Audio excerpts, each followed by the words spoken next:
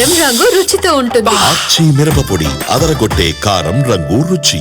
నెల్లూరు జిల్లాలో మైనింగ్ మంటలు కొనసాగుతున్నాయి. TDP MP Vemireddy Prabhakar Reddy versus మాజీ మంత్రి అనిల్గా రాజకీయం మారింది. తాను అక్రమ రవాణా చేస్తున్నారని కొంతమంది నేతలు విమర్శలు చేయడం వల్లే పాక్ ఫ్యాక్టరీ ఆలోచన విరమించుకున్నట్లు వీపీఆర్ ప్రకటించారు. దానికి మాజీ మంత్రి కౌంటర్ ఇవ్వడంతో మళ్లీ మైనింగ్ రచ్చ మొదలైంది. నెల్లూరు జిల్లాలో రాజకీయం వేడెక్కింది. క్వార్జ్ ఎక్స్పోర్ట్స్ విషయంలో తనపై కొందరు నేతలు తప్పుడు ప్రచారాలు చేస్తున్నారన్నారు నెల్లూరు ఎంపీ వేమిరెడ్డి ప్రభాకర్ రెడ్డి. ప్రభుత్వ అనుమతితోనే కంపెనీ పెట్టాలని భావించారని, కానీ వస్తున్న అవినీతి ఆరోపణలు బాధిస్తున్నాయన్నారు. ఇకపై క్వార్జ్కి తనకు ఎలాంటి సంబంధం లేదన్నారాయన. కంపెనీ పెట్టాలన్న ఆలోచనను విరమించుకుంటున్నట్లుగా ప్రకటించారు.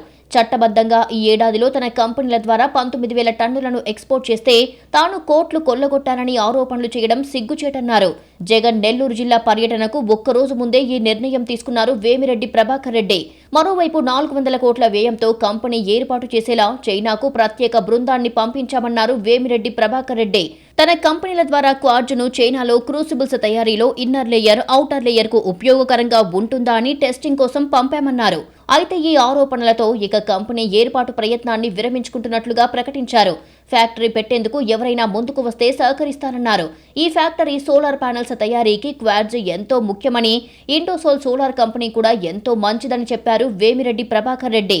చేసింది వీపీఆర్ ని, దీన్ని ఫ్యాక్టరీ కాదు, టార్గెట్ వీపీఆర్. ఇది ఇక్కడ ఏమవుతుందంటే వీపీఆర్ టార్గెట్ చేయాలని చేస్తున్నారే కానీ ఫ్యాక్టరీ ఇంకో రుచి పెడతారు, ఖచ్చితంగా పెడతారు. ఎందుకు పెట్టారు? మంచి ఇప్పుడు ఇండోసోలే పెడతాడు, ఎవరో బల్లా ఇండోసోలే పెడతాడు. చూడండి, నేను చెప్తున్నా, ఇండోసోల్ అతనే పెడతాడు ఇదే ఫ్యాక్టరీ. పెట్టకపోతే ఇప్పుడు అడగండి, ఎందుకంటే వాళ్ళకు కూడా అవసరం. ఇది ఫ్యాక్టరీ పెట్టుకున్నారంటే ఇంకా ఈజీ కదా. అయితే క్వార్జ్ కంపెనీ పెట్టే ఆలోచన నుంచి వేమిరెడ్డి ప్రభాకర్ రెడ్డి తప్పుకోవడంపై అనిల్ సెటైర్లు వేశారు. కంపెనీ స్థాపన సాధ్యం కాదని 6 నెలల క్రితమే ఆయనకు తెలుసన్నారు. 2 కంపెనీల నుంచి ఇప్పటి వరకు 20,000 టన్నులు విదేశాలకు రవాణా చేశారని ఆయన ఆరోపించారు. టెస్టింగ్ కోసం క్వార్జే పంపాలనుకుంటే 27 టన్నులు సరిపోతుందని, అంత భారీ స్థాయిలో పంపాల్సిన అవసరం ఏంటని ప్రశ్నించారు.